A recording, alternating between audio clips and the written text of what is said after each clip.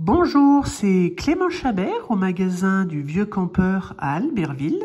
Suite à la demande de l'un de nos clients, je vais vous montrer dans cette vidéo la manipulation qui permet de régler et de paramétrer les unités sur le GPS Garmin Etrex SE. Alors, comme vous allez pouvoir le constater, les manipulations sont très rapides à effectuer.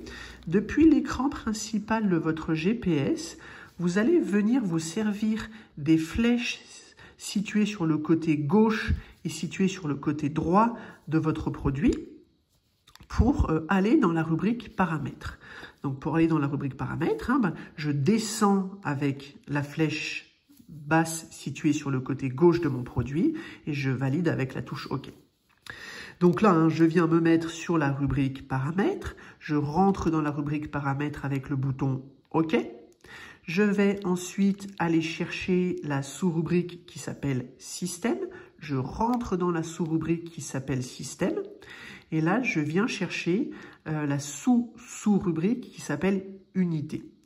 Là, le concept, c'est toujours le même. Je rentre dans le réglage unité avec le bouton OK. Et là, vous voyez, dans mon menu unité, je vais pouvoir régler et paramétrer mon GPS en fonction de ce qui m'intéresse et en fonction des unités que je veux mettre en place.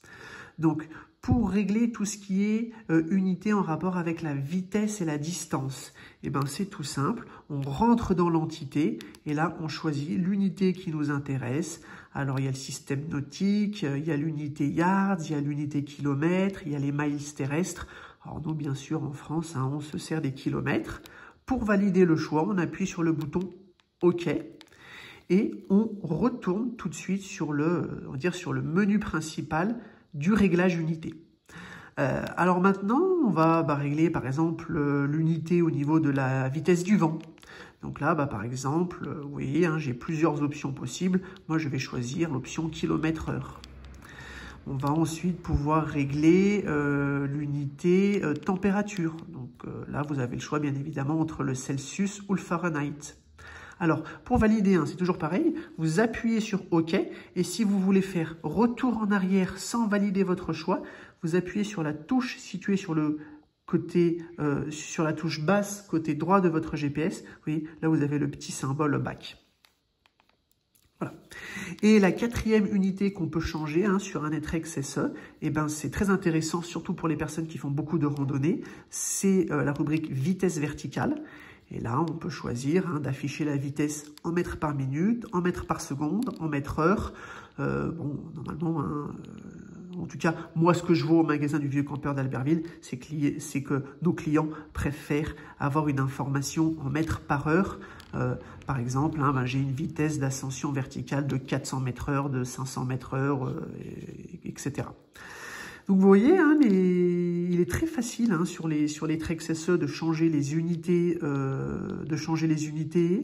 quand vous avez réglé votre GPS en fonction de ce que vous voulez faire, vous avez simplement besoin d'appuyer sur la touche back pour revenir à l'étape d'avant et pour revenir sur l'écran principal de votre produit. Voilà, j'espère que cette vidéo vous aura intéressé. Si vous avez besoin de quoi que ce soit, n'hésitez pas à m'écrire à l'adresse mail librairie.albertville@auvieuxcampeur.fr ou n'hésitez pas à venir me voir en magasin. Salut!